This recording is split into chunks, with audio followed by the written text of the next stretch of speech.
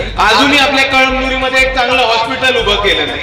जिल्हा परिषदेच्या शाळा ठिकठिकाणी बंद पडतायत आणि ह्या परिस्थितीमध्ये आपले आमदार काय करतात?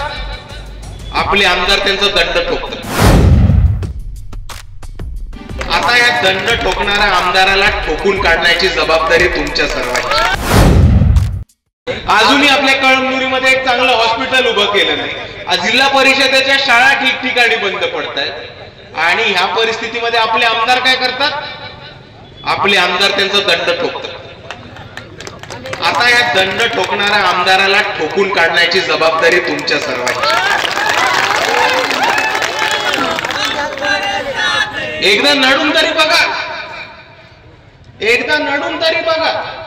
लांबन ओरडणारी लोक असतात, ती चावत नाहीत, लक्षात ठेवा।